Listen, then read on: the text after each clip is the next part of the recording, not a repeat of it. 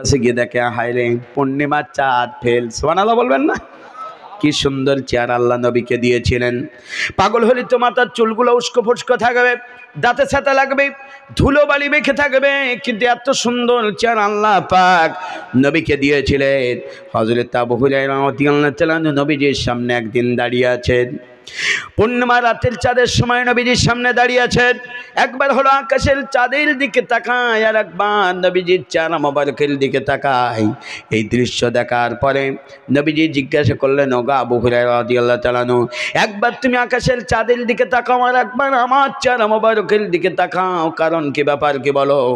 হযরত আবু হুরায়রা রাদিয়াল্লাহু তাআলা আনহু বলেন, ইয়া রাসূলুল্লাহ হাবিবাল্লাহ, আমি দেখতে চাই আপনার চেহারা বেশি সুন্দর না আকাশের চাঁদের চেহারা বেশি সুন্দর?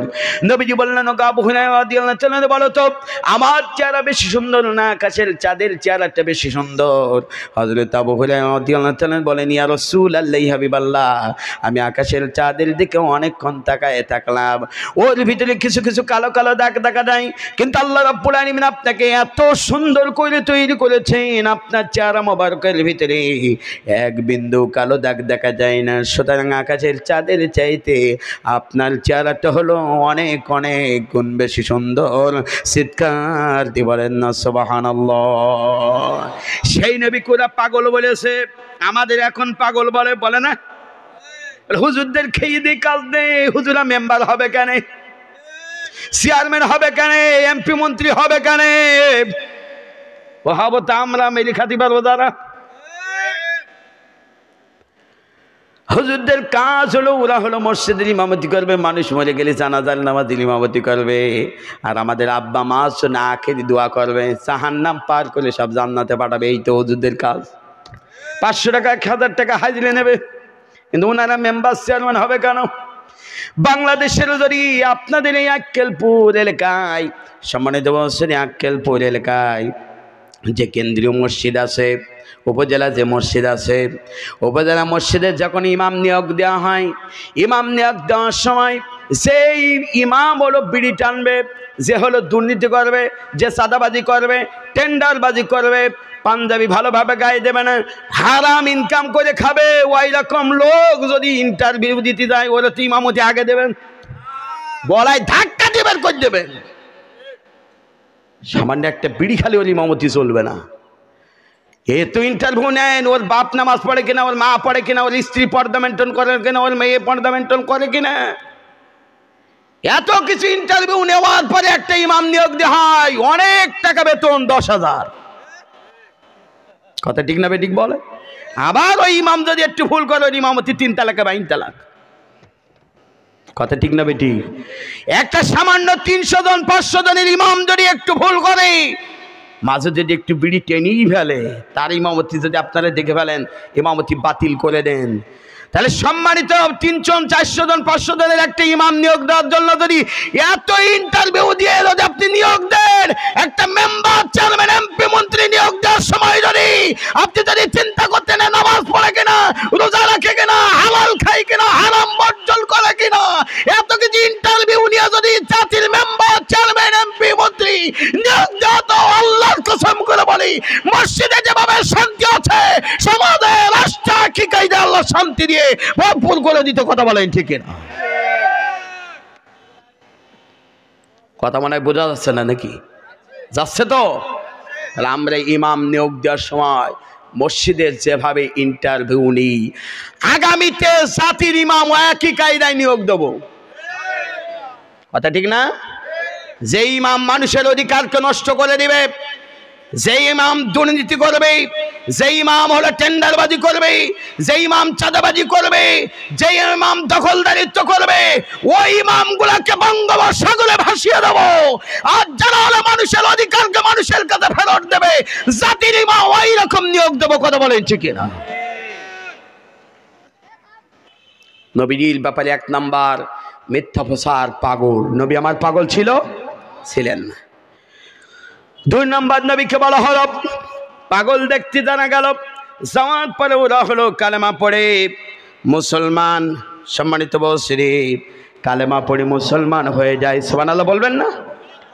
কালেমা পড়ে যখন মুসলমান হয়ে যায়, মুসলমানদের সংখ্যা বৃদ্ধি পেয়ে যায়, ওরা পাগল দেখে এইবার চলে আসছে। যে জনগণ জিজ্ঞেস করলো কি ব্যাপার, মানে কাফের বেঈমানরা জনগণকে জিজ্ঞাসা করে কিরকম পাগল দেখলে, বলছে যে জাতের পাগল দেখলাম কালেমা না পড়ে পারলাম না। সুবহানাল্লাহ বলবেন না? এমন পাগল দেখলাম কালেমা না পড়ে। আমাদের দেশের কোরআনের পাখি আল্লামা সাঈদীকে বলা হয়েছিল হুজুর নাকি 30 লক্ষ মা বোনের ইজ্জত নষ্ট করেছে। শয়তানও বিশ্বাস করবে না। কিন্তু বাংলাদেশের মুনাফিক নামদারি মুসলমানের বাচ্চা, নামে মুসলমান আমলিয়াতে হলো মুনাফিক। একজন হিন্দু সুকরঞ্জন বালি, সে বলল আমি হুজুরের বিরুদ্ধে মিথ্যে সাক্ষী দিতে পারবো না।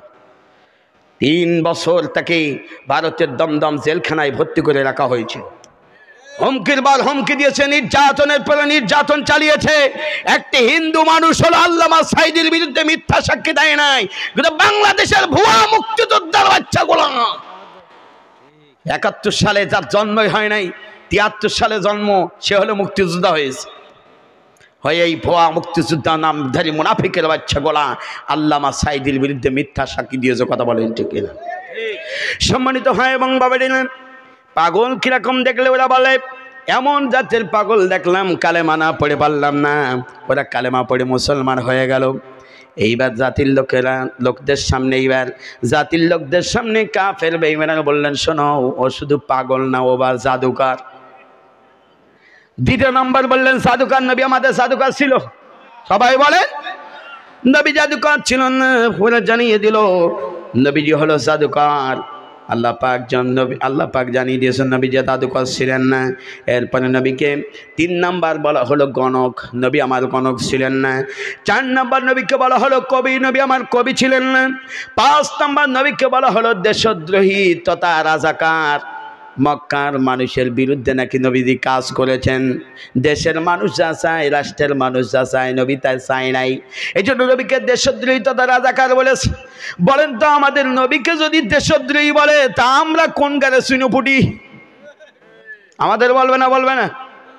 ও আমার তো ভাই এবং বাবাজি না, কোরআনের দায়ী যারা এই বাংলা জমিনে আল্লাহর আইন বাস্তবায়ন করতে চায় তাদেরকেও দেশদ্রোহী বলা হয়েছে, রাজাকার। মিথ্যা ট্যাগ লাগায়া ফাঁসির কষ্টে ঝুলিয়েছে। যে বা যারা ঝুলিয়েছিল, বাংলাদেশের 18 কোটি মানুষ এক বাক্যে বলতে শুরু করলো আমি কে তুই কে, রাজাকার রাজাকার। খেলা হবে? খেলা হয় নাই, খেলা হবে। সেই খেলা হলো রাজাকারের খেলা। রাজাকারের মিথ্যা ট্যাগ লাগাইয়া যাদেরকে ফাঁসি দিল, আল্লাহ রাব্বুল আলামিনের খেলা কিরকম মিল দেখেন। গোটা বাংলা জনগণ বলল আমি কে তুই কে, রাজাকার রাজাকার। তার মানে এই কোরআনের দায়ীরা যে রাজাকার ছিল না, এটা হলো সত্য প্রমাণিত হয়েছে। কথা বলেন ঠিক না? ও আমার বন্ধুরা, এরপরে চলে যান নবীকে বলা হলো দেশদ্রোহী 5 নাম্বার।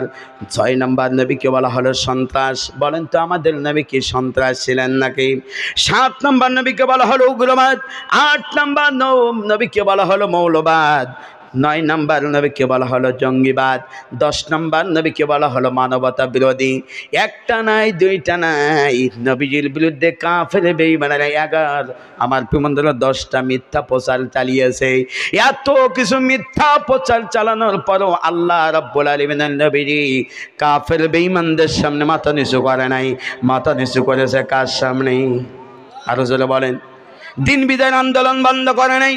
সকলেই এক বাক্যে বলতে হবে নবীকে যেহেতু মৌলবাদ বলেছে, উগ্রবাদ, জঙ্গিবাদ, সন্ত্রাস বলেছে, আমরা যদি সেই নবিয়ানা কাজ করে, কোরআন দিয়ে দাওয়াতি কাজ করে, দিন বিজয়ের আন্দোলন করি, আমাদের ব্যাপারেও আমার প্রিয় বন্ধুরা বর্তমান নামদারি মুনাফিকের বাচ্চাগুলো আমাদেরকেও এইরকম মিথ্যা অপপ্রচার চালাবে। কথা বলেন ঠিক না? নবী আমার সন্ত্রাস ছিলেন না, জঙ্গিবাদ ছিলেন না। লক্ষ্য করেন আল্লাহ রাব্বুল আলামিন নবীজি আমার একটি খোলা ময়দানে শুয়ে আছেন। এই মুহূর্তে হঠাৎ করে একটা ইহুদি আসলো। ইহুদি আসার পরে দেখেন, লক্ষ্য করে দেখলেন নবীজি ঘুমিয়ে আছেন। এইবার নবীজির সামনে তরবারিটা উঁচু করলেন। উঁচু করার পরে তরবারিটা নিচু করবেন। তার মানে নবীজি ঘুমিয়ে আছেন, নবীজিকে দুনিয়ার থেকে বিদায় করে দেবেন প্ল্যান করেছেন। নবীজি বিপদে পড়বে। এই পৃথিবীর কেউ যদি নবীকে রক্ষা না করেন, নবীকে রক্ষা করবেন কে? আল্লাহ জানিয়ে দিয়েছেন নবীজিকে আমি আল্লাহ রাব্বুল আলামিন নিজেই তোমাকে রক্ষা করব। নবীজি ঘুমিয়ে আছেন, ইহুদি তরবারিটা উঁচু করলেন, দ্বিখণ্ডিত করবে, হাতটা এইভাবে উঁচু করেছেন। আল্লাহ পাক জিবরিল আমিনকে পাঠিয়ে দিলেন, নবীজির কাছে সালাম দিলেন। নবীজি ঘুম থেকে উঠে পড়লেন, সামনে লক্ষ্য করে দেখলেন নবীজি সামনে একজন দাঁড়িয়ে তরবারি উঁচু করে নিয়ে রয়েছে। এইবার নবীজি যেই উঠে বসে দেন, সাথে সাথে ইহুদি জবান খুলে দিয়ে বলছে, জানো গো আব্দুল্লাহর বেটা মোহাম্মদ সাল্লাম, বলো তো আমার হাত থেকে কে তোমার এখন বাঁচাবে? যেহেতু তরবারি আমার হাতে, ক্ষমতা আমার হাতে, বলো তো আমার হাত থেকে কে তোমার এখন বাঁচাবে? আমরা হলে হয়তো বা বলতাম, ভাইরে, বাবার, আব্বারে, খালুরে, চাচারে, তুই ছাড়া আমার বাঁচানোর মালিক আর কেউ নাই। কিন্তু নবীজি তখন একটি জবান খুলে দিয়ে বললেন, ওগো ইহুদি শুনে নাও, তোমার ওই তরবারির হাত থেকে, তোমার হাত থেকে আমার বাঁচানোর মালিক এই পৃথিবীর জমিনে কেউ নাই। তোমার হাত থেকে আমার বাঁচানোর মালিক হলো এই বিশাল আসমান সৃষ্টি করেছেন যিনি, এই জমিন সৃষ্টি করেছেন যিনি, তোমাকে আমাকে সৃষ্টি করেছেন যিনি, সে আল্লাহ রাব্বুল আলামিন তোমার হাত থেকে আমার বাঁচাবে। আমার বন্ধুরা, এই সময় বিশ্ব নবীজি একটি স্লোগান দিলেন, সেটা অন্যান্য কোনো স্লোগান ছিল না। নবীজি যেই স্লোগানটা দিয়েছিলেন সেটা হলো নারায়ে তাকবীর, লিল্লাহি তাকবীর। এই স্লোগান দেওয়ার সাথে সাথে ইহুদির গোটা দেহটা থরথর করে কাঁপতে লাগলো। আমার বন্ধুরা, কাঁপতে কাঁপতে ইহুদির হাত থেকে তরবারিটা জমিনেতে পড়ে গেল।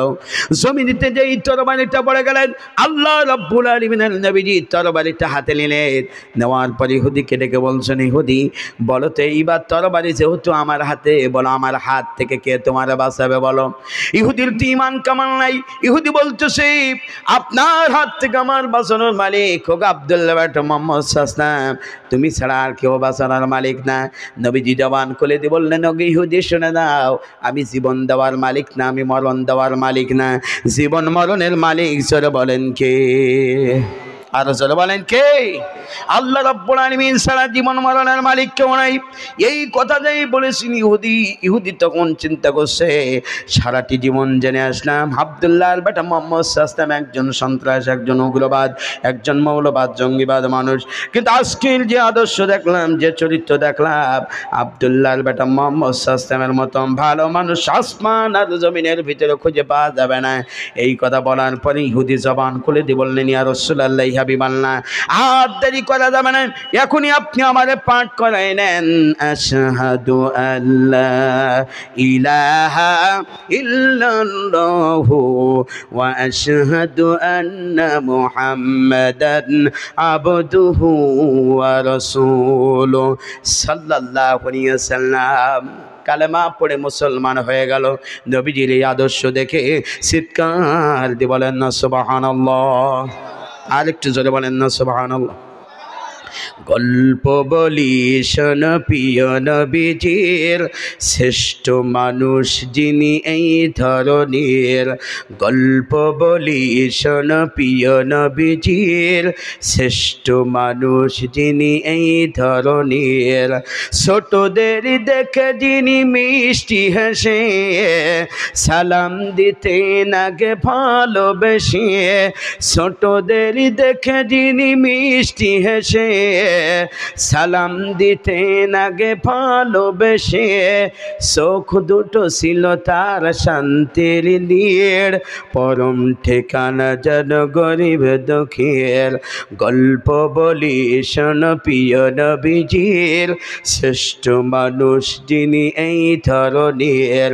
গল্প বলি শোন প্রিয় নবীজির, শ্রেষ্ঠ মানুষ যিনি এই ধরনের।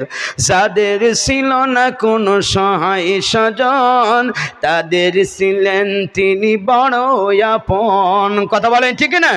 যাদের ছিল না কোনো সহায় স্বজন, তাদের ছিলেন তিনি বড় আপন।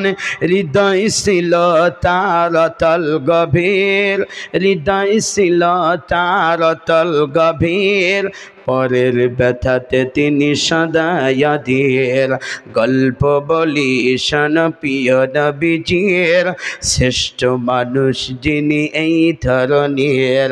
গল্প বলি শোন প্রিয় নবীজির, শ্রেষ্ঠ মানুষ যিনি এই ধরনের। লা ইলাহা